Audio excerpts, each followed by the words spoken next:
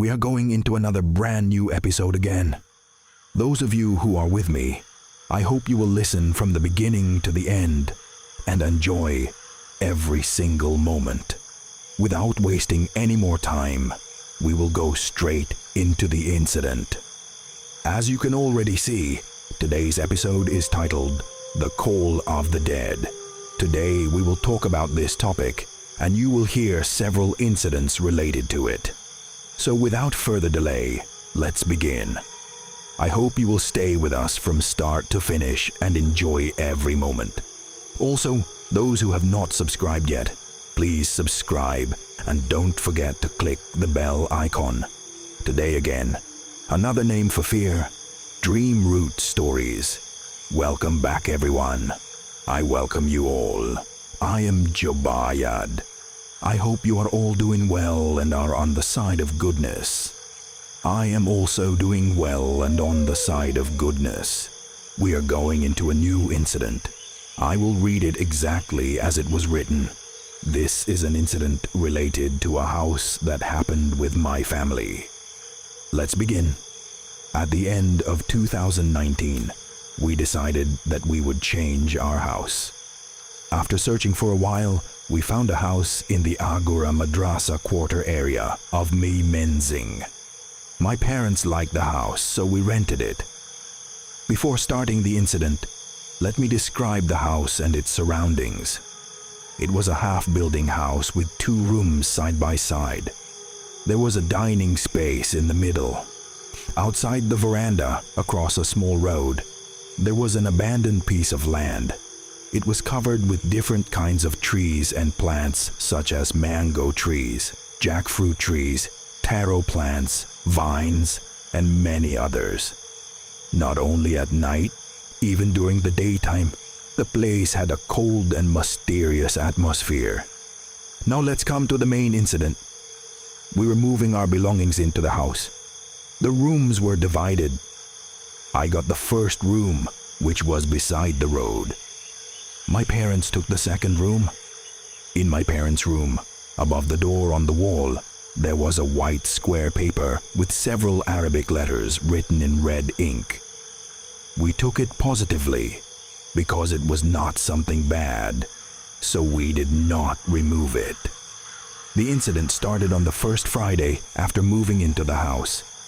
After returning from Juma prayer, my younger brother and I ate our meal and lay down in my parents' room.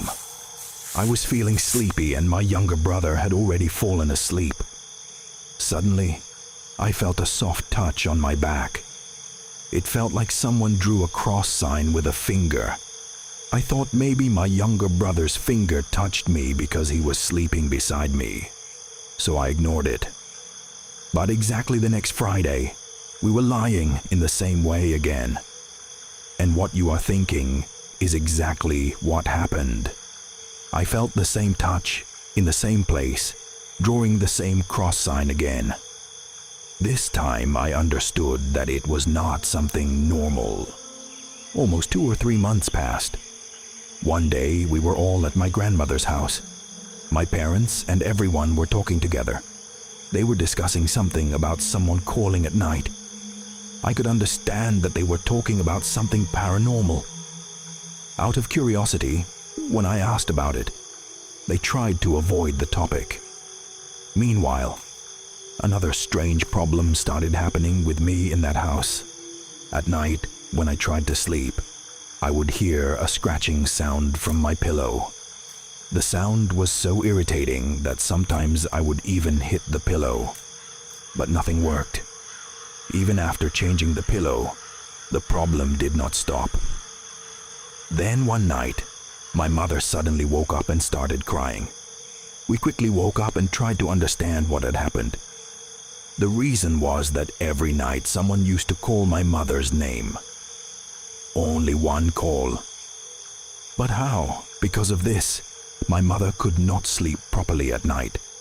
She was always scared. This was the real story behind the mysterious calling that had been hidden from me and my brother. Then I also told them about the strange things that had happened to me earlier. After discussing everything, we became sure that there was something abnormal in that house. Something that did not want us to stay there. But changing the house was not possible at that time because the coronavirus lockdown had already been going on for 2 months. I became very curious. Who was actually calling? How did it happen? Because I had never heard that call myself. We continued living in that situation. Because of lack of sleep, housework pressure, and everything else, my mother became extremely sick. Her illness just wouldn't leave her. One day I was studying in my room. From there, the dining room was visible. Suddenly, I saw something like a shadow moving from one side to the other within the blink of an eye. Later, I found out that my father had also noticed the same thing many times. Another day, I was sitting alone in the second room using my phone. Suddenly, I heard someone calling me, exactly the way my father calls me. Just one single call. This continued until the middle of 2021. The situation was no longer normal at all. Almost 2 or 3 months passed. One day we were all at my grandmother's house. My parents and everyone were talking together. They were discussing something about someone calling at night. I could understand that they were talking about something paranormal. Out of curiosity, when I asked about it, they tried to avoid the topic. Meanwhile, another strange problem started happening with me in that house. At night, when I tried to sleep, I would hear a scratching sound from my pillow. The sound was so irritating that sometimes I would even hit the pillow, but nothing worked. Even after changing the pillow, the problem did not stop. Then one night, my mother suddenly woke up and started crying. We quickly woke up and tried to understand what had happened. The reason was that every night someone used to call my mother's name. Only one call. But how? The voice sounded exactly like my father's voice, the same way my father usually calls her. Because of this, my mother could not sleep properly at night. She was always scared. This was the real story behind the mysterious calling that had been hidden from me and my brother. Then I also told them about the strange things that had happened to me earlier. After discussing everything, we became sure that there was something abnormal in that house. Something that did not want us to stay there. But changing the house was not possible at that time because the coronavirus lockdown had already been going on for 2 months. I became very curious. Who was actually calling? How did it happen? Because I had never heard that call myself, we continued living in that situation. Because of lack of sleep, housework pressure, and everything else, my mother became extremely sick. Her illness just wouldn't leave her. One day I was studying in my room. From there, the dining room was visible. Suddenly, I saw something like a shadow moving from one side to the other, within the blink of an eye. Later I found out that my father had also noticed the same thing many times. Another day, I was sitting alone in the second room using my phone. Suddenly, I heard someone calling me exactly the way my father calls me. Just one single call. This continued until the middle of 2021. The situation was no longer normal at all. Finally, the owner of the house was forced to admit that there was something unusual inside that house. Then we understood why the previous tenants had written those Arabic words on the paper and kept it there. At that time, the coronavirus situation started becoming a little normal. Lockdowns were being given month by month. We decided to bring an Islamic scholar. A scholar from the nearby Haji Bari Mosque was called. He came, checked everything, and said, "Yes, there is a problem here." He recited prayers over a bottle of water and sprinkled that water throughout the house. He said, "This is not a permanent solution. You may stay peacefully for 2 or 3 days, but the house needs to be spiritually protected." For that, he asked for quite a large amount of money. But the house owner did not want to pay the full amount. So we sent the scholar back at that time. We thought that since the coronavirus situation was becoming normal, we would simply change the house. The story could have ended here, but no. That unseen presence still had something bigger left to do, and this time, I became the victim. Every morning I had private tuition at 7 o'clock. Like every other night, I went to sleep around 11 p.m. My alarm was already set. I woke up hearing the alarm sound. I went to the basin, brushed my teeth, washed my face properly, packed my bag, got ready, took the key in my hand, and was about to leave the house. Just then, my father called me and said, "Alif, where are you going?" I replied, "Why? I'm going to my private tuition." My father said, "What private tuition at this time? It's only 2 a.m. I was not prepared to hear that from my father. I had washed my face with water. From the basin, the open veranda could be seen, and anyone could understand whether it was day or night. But I understood nothing. My senses were not working at all. Then I checked my alarm. The alarm was set for 7 a.m. It was not set for 2 a.m. After this incident, it was impossible for us to stay in that house anymore. At the end of the month, we changed the house. Later, we heard from people nearby that the previous tenant's daughter was also tricked in the same way and was taken toward the pond of a famous school in that area. Now we live in a new house. Alhamdulillah, we have no problems anymore. My mother is also much healthier now. So this was my incident. I don't know how well I was able to explain it, but I tried my best. Allah Hafez. With these words, he ended his story. I would say that you have sent us a wonderful incident, and honestly, I really liked this story. Those of you who enjoyed it, please let us know in the comment section. If you liked it a lot, don't forget to share it with your friends.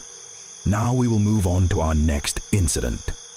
You are listening again to the truth. You are listening again to another name for fear. DreamRoot Stories. Welcome back, everyone. I welcome you all. I'm Jubaiyad. I hope you are all doing well and are on the side of goodness. I'm also doing well and on the side of goodness. We are going into a new incident. I will read it exactly as it was written. Assalamu alaikum, Jubaiyad brother. This is my first story. If there are any spelling mistakes, please forgive me. The incident I am going to share today happened to me personally. Without talking too much, let's go straight into the story. The incident happened at my grandmother's house. Before starting, let me say that my mother and my aunts are 3 sisters, and I have 2 uncles. My younger uncle lives in Singapore, and my elder uncle works somewhere in the country. I don't remember the exact name of the place, so I cannot say it. Because of his job, my elder uncle did not stay at home. He came home once a month. One day, I was at home with my 2 aunts and my grandmother. Suddenly, my elder aunt said, "Mashraf, can you go to the market for me? I need you to bring something from there. Also bring some puri, samosas, and other snacks." As soon as she said it, I agreed. Here, I need to mention something. My grandmother's house was in a village and electricity was available only for a limited time. There were no streetlights on the roads. Even now, there are none. Anyway, let me describe the area around my grandmother's house. Beside the house, there were many banana gardens. After crossing 2 or 3 rice fields, we could reach the main road.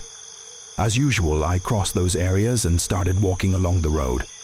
I finished all my work at the market without any problem, and started returning home through the same road. The market had many lights, but after crossing the market area, there was no light at all. The village road continued beside the market field. While walking, I couldn't see a single person on the entire road. I was walking slowly with my phone flashlight on. Then, as I was leaving the market area, I suddenly saw a person ahead of me who looked like a woman wearing a black burqa.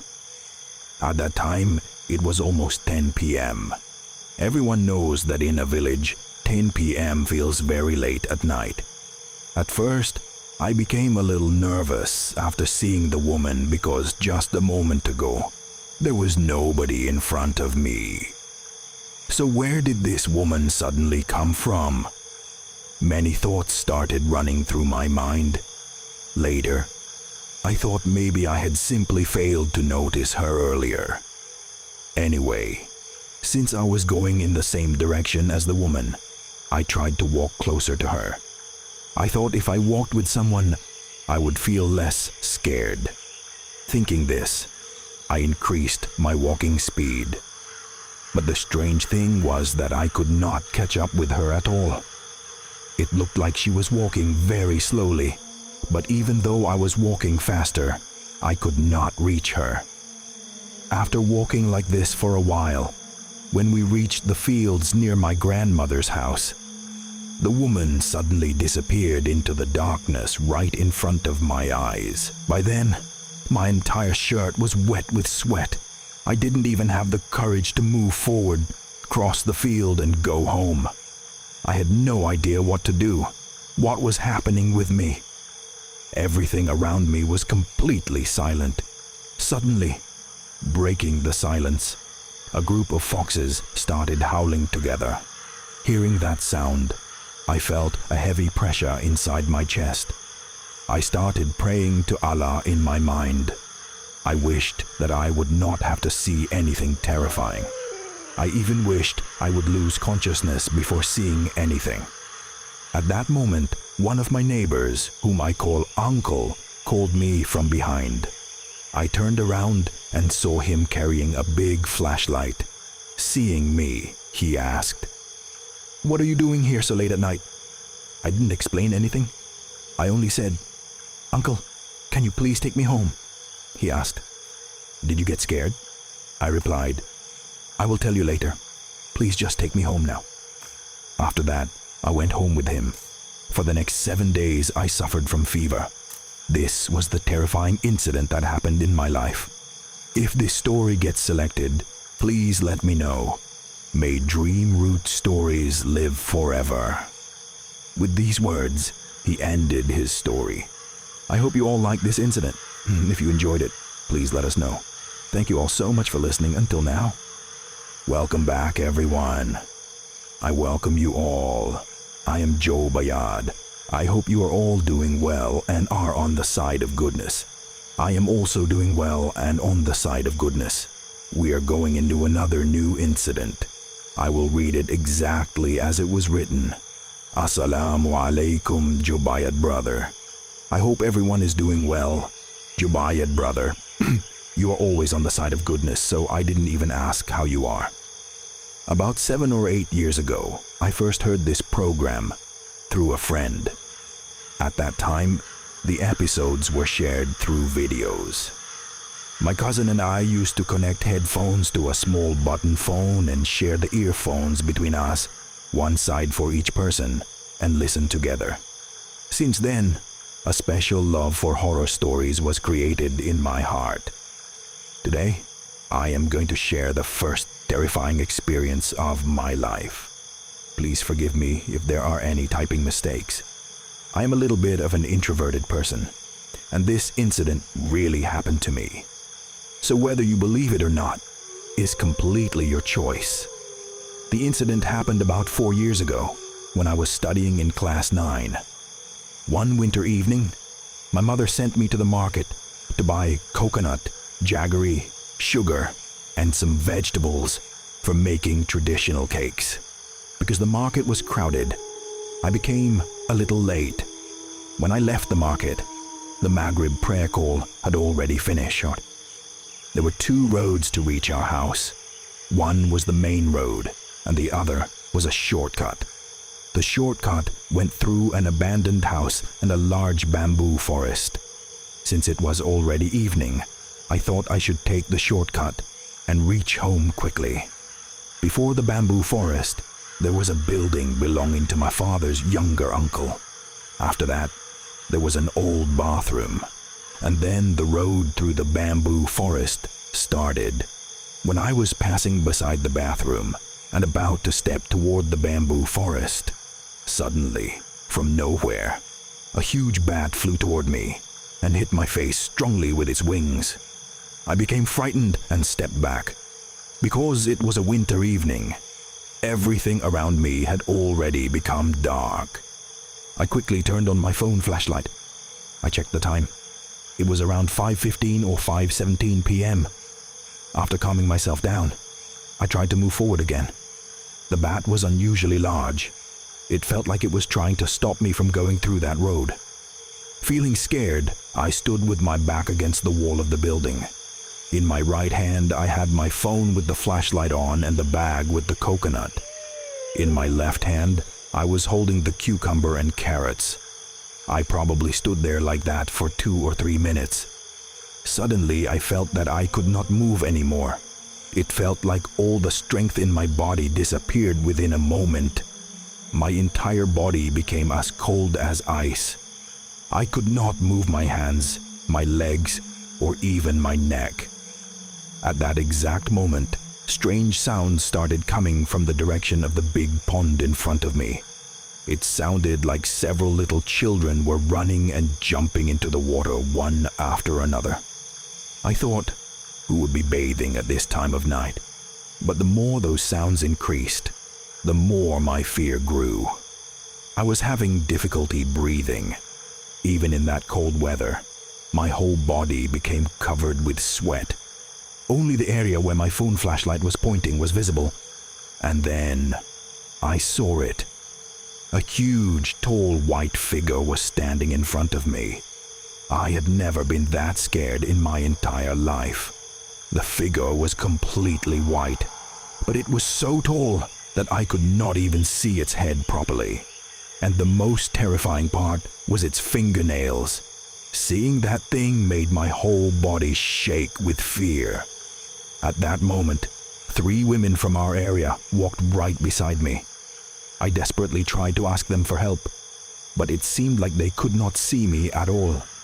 It felt like I didn't even exist. After that, a man from the nearby house passed in front of me while talking on his phone, but he also did not notice me. I was standing there helplessly, crying. Suddenly, that white figure released a cold, fog-like white air toward me. Within seconds, I felt like my whole body had frozen. Somehow, I managed to move my left hand a little and tried to hit the window grill beside me to make some noise. But at that exact moment, the same bat flew from my left side and hit my face again. The religious teacher, who lived downstairs, was not at home at that time, but his wife was inside.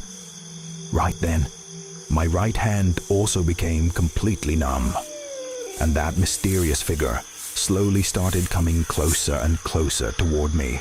Because of extreme fear, blood started coming out of my nose. I could not breathe properly. It felt like my chest was going to burst. I was only asking Allah for forgiveness. I thought maybe this was the last day of my life. At that exact moment, my father's cousin's son, my brother, heard the noise from upstairs and came running down. As soon as he touched me, it felt like my stopped breathing returned again. I fell down on the ground. My phone, the coconut, and everything else dropped from my hands. Then I lost consciousness. When I woke up, I saw that I was lying near the water area of my grandfather's house. The first thing I asked after opening my eyes was, "What time is it?" Everyone replied, "It is 8:50 p.m. The incident had started around 5:17 p.m. According to me, Everything should have ended within 20 to 30 minutes. But everyone at home said they found me standing in that place around 8:30 p.m. That means I was standing there for almost 3 hours. But to me, it felt like everything happened within only 20 minutes. Even today, I don't know where those 3 hours disappeared. And the most terrifying thing is the 3 women I saw walking in front of me. The villagers said none of them had left their houses that night. Then who did I see? Who was near the pond?